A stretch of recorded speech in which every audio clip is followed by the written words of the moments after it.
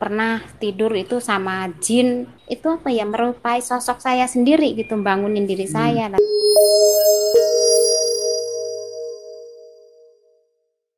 Assalamualaikum. Waalaikumsalam. Siang Halo, Mas. dengan Mbak siapa ini? Ati. Mbak Ati. Pripun, ada yang mau disampaikan Iya, Mbak Ati atau ada cerita-cerita saya seru? mau nanya-nanya nih.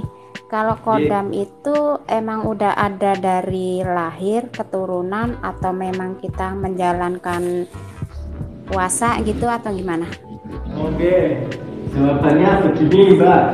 Kodam itu ya ibarat eh, sebenarnya kodam itu saya tidak bisa mengkategorikannya apakah dia dari golongan jin, setan atau apa. Misalnya buruk saja ya, buruk itu tidak kita belum tahu, kita ketahui apakah dia itu golongan dari jin atau setan atau apa ya. Tidak ada penjelasan mengenai penciptaannya itu dari apakah dari tanah, api atau udara atau air semacam itu. Nah, kodam pendamping itu sebenarnya adalah makhluk yang makhluk energi yang sebenarnya sudah ada banyak di sekitar kita ya, dan tinggal leluhur panjenengan. Nah, ini yang dijadikan pertanyaan ya buat Mbak Ati ya, apakah kodam pendamping itu bisa hadir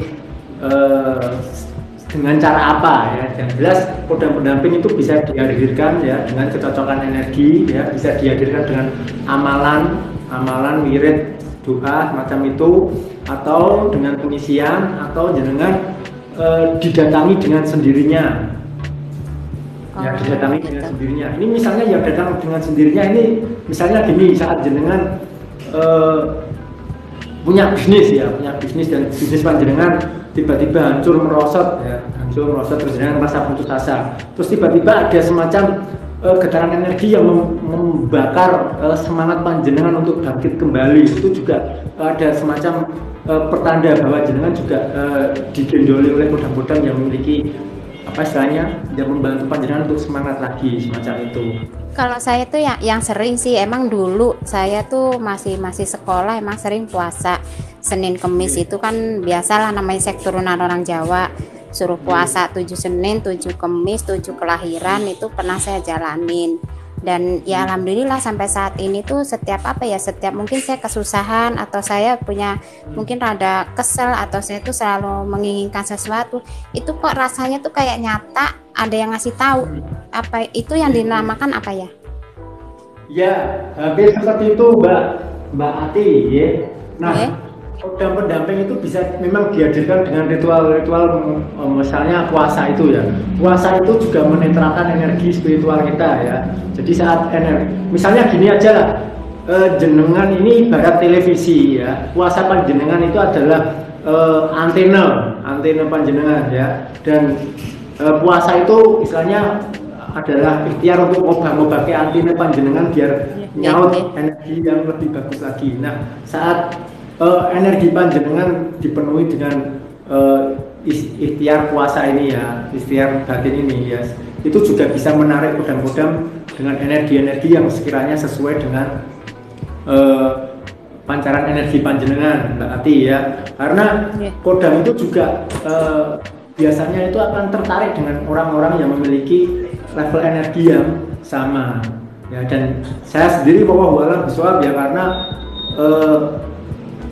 yang jelas kodam itu juga punya, terkadang kodam-kodam yang lepasan itu punya kemauan sendiri untuk mengikuti siapa yang dikehendakinya gitu Mbak Ti.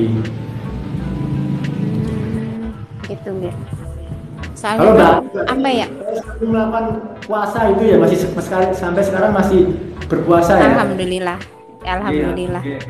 Saya itu masih, kalau seperti itu ada baiknya tetap dijalankan Mbak Ati.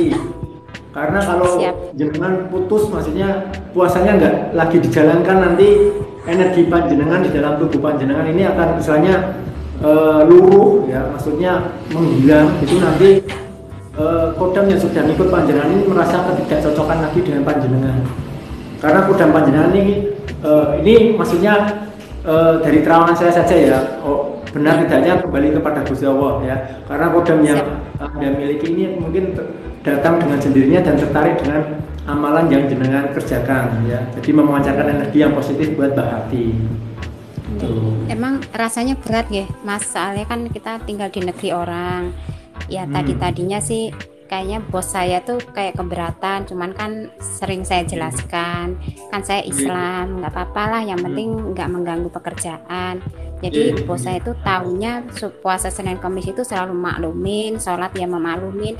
Bahkan sekarang saya kan ikut ngaji online itu, kemarin sempat ditanya, kamu tuh siang malam cuman HP belajar apa, saya tunjukin kan, lah kan ini tulisan Arab, tulisan orang Arab, kok kamu belajar, kata saya. Kan Arab sama Indonesia itu kan sembahyangnya sama, belajarnya kitabnya sama, kata saya.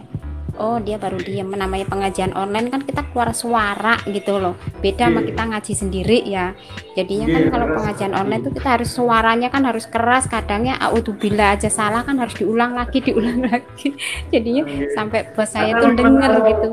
Di luar pastinya ada adat-adat yang berbeda dengan lingkungan kita, di tempat lahir kita gitu Mbak Ati. Jadi yang jelas jangan sampai ini nanti jenengan tahu posisinya lah, maksudnya tahu tempat di mana jenengan mau ngaji, jangan sampai nanti bersinggungan dengan hal tradisi di sana. Ya makanya saya selalu berusaha gitu kan, saya ngomong lah sama nenek baik-baik, nggak apa-apa lah izinin saya. Cuman kalau Ramadan memang saya puasa, dia tahu puasa Senin Kamis dia tahu. Cuman kalau untuk sunah-sunah yang lainnya tuh kadang saya ditegur, jangan banyak puasa, kamu di sini kerja nanti sakit.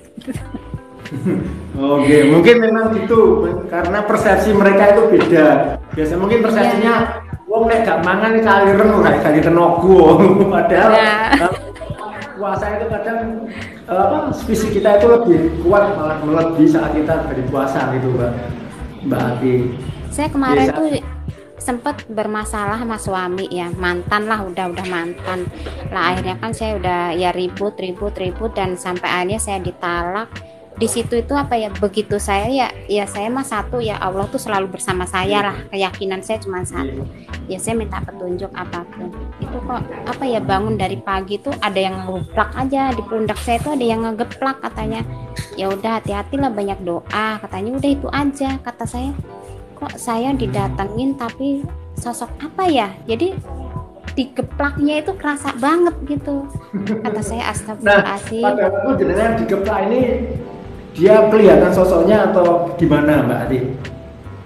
Kalau saya sih, kalau dulu pernah tidur itu sama jin, emang kayak sadar nggak sadar pernah, iya sama jin pernah tidur, tahu-tahu ada jin di samping saya itu pernah.